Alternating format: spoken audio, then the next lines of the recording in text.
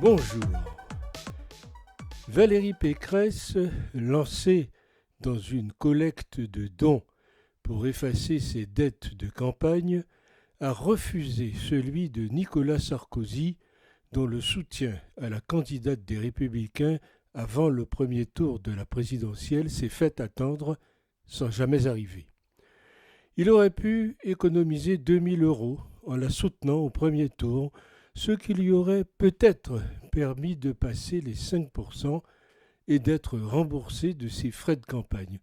Il est un peu pingre, la limite de don étant fixée à 4 600 €, il en a proposé même pas la moitié, peut-être trop de frais d'avocat. On a l'impression que l'ex-président vieillit de plus en plus mal, au moins dans la politique. Et il faut dire qu'il a trahi beaucoup. Il a beaucoup d'affaires judiciaires et il n'a finalement pas beaucoup de flair. Il est beaucoup moins influent qu'il ne le pense et son cercle d'admirateurs devrait se réduire à quelques anciens déjà hors circuit. Ce ne sont pas ces 2000 € qui vont remonter sa cote.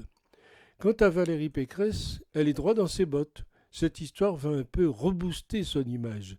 Elle n'était peut-être pas une candidate aussi nulle que le prétendait Nicolas Sarkozy ou les médias pro-Macron.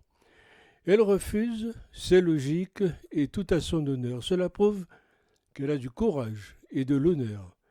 Sarkozy s'est déconsidéré en n'appelant pas à voter pour elle, tout cela en échange d'un hypothétique coup de main d'Emmanuel Macron. Bravo Valérie Pécresse de l'avoir fait et surtout de l'avoir fait savoir. L'affront fait à Sarkozy est à la mesure de la souffrance infligée à Madame Pécresse. Il y a eu l'absence de soutien, mais aussi des mots insultants et grossiers de l'ancien président à son égard, non démentis par l'auteur présumé, y réfléchira.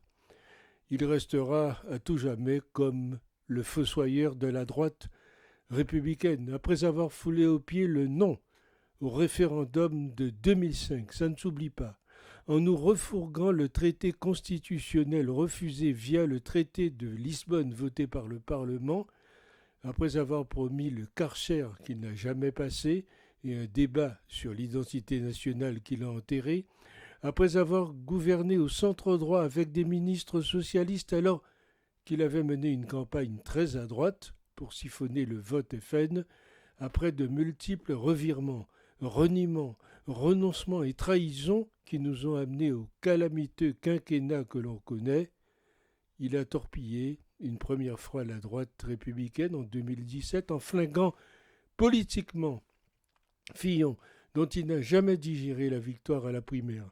Il l'a fusillé une seconde fois en 2022 en refusant de soutenir Pécresse. Dans l'entre-deux tours, il a définitivement achevé en appelant à voter Macron et en demandant à les Républicains de se dissoudre dans la Macronie, qui est pourtant la négation même du gaullisme.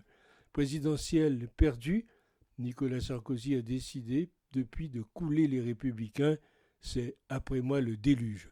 Finalement, son fil rouge et le fil rouge de sa carrière politique, c'est la trahison. Trahison à l'époque pour devenir maire de Neuilly, trahison de Jacques Chirac pour Balladur, trahison de ses électeurs une fois président, trahison de son propre parti pour celui d'Emmanuel Macron. C'est beau, une cohérence de vie comme celle-là. Margoulin un jour, Margoulin toujours. C'est ce que je pense.